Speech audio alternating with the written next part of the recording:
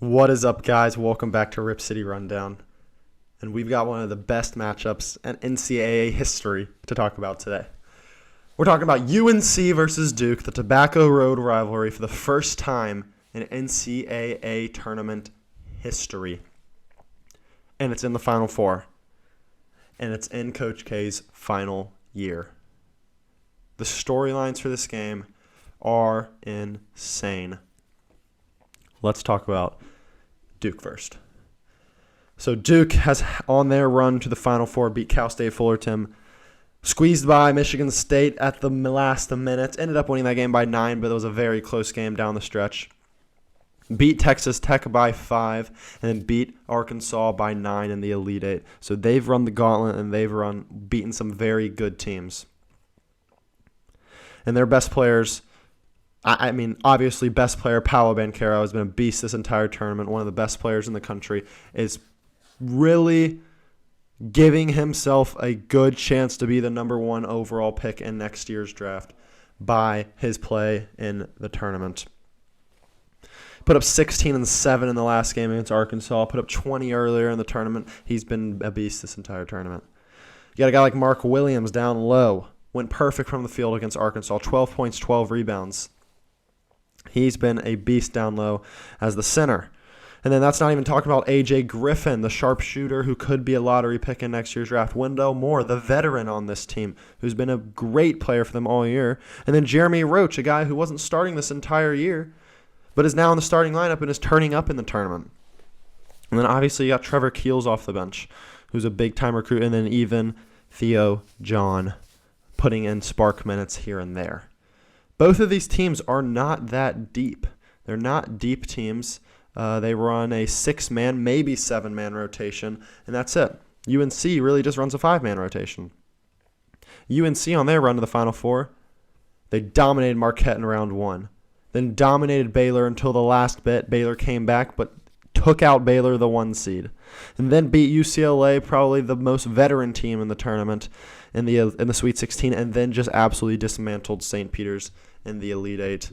St. Peter's' run came to an end. UNC, the first team to really take care of St. Peter's and figure them out.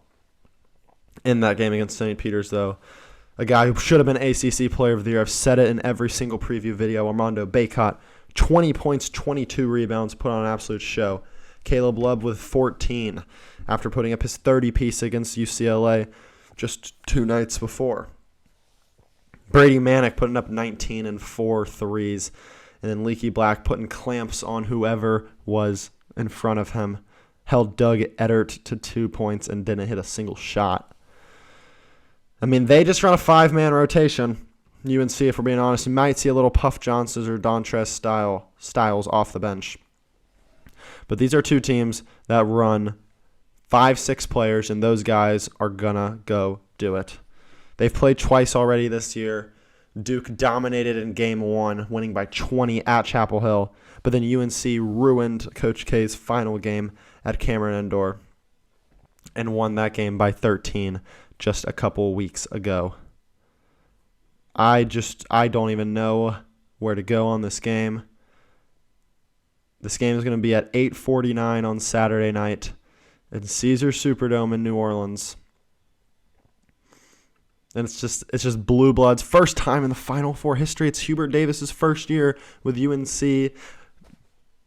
Mike Krzyzewski, Coach K's last year with the Duke. Spread hasn't even come out. The UNC game just ended. Both teams are hot. And this is going to be a game for the ages. The storylines couldn't be better for Coach K's final year. And give me UNC to win and ruin that. Give me UNC. UNC has played a gauntlet and has been the best team in this tournament, and I stand by that. Dominated Marquette, dominated them, dominated Baylor, and it wouldn't have been a close game unless Brady Manick fouled out or got ejected and Caleb Love fouled out. Beat UCLA, who was one of the best teams in the country, and ended up winning that game by 7, and then just dominated St. Peter's, a team that took out 3 elite teams in Murray State, Kentucky, and Purdue. Duke has played really well down the stretch, but they haven't played an elite offense in this tournament. They haven't. And the last time they played an elite offense, UNC, and they lost. So give me UNC to win this game. Hey, I love watching Duke. They're a fun team to watch, and I respect Coach K. I respect this team. But UNC has a chip on their shoulder. Both teams are going to. They want to win the tournament game. That's the first game between the two blue blood programs, the two rivals. UNC is going to want to destroy Mike Krzyzewski's last game. Duke is going to want to give them one more and have them beat UNC in their last game. The scenes for this game are insane. The storyline couldn't be better. Give me UNC to win. And comment down below who you think's going to win. Comment down below. I think Caleb Love has a big, big game. He's made for these moments. Comment down below who you think's going to win. Make sure to subscribe. And I'll see you in the final preview, which will be the final. Peace out.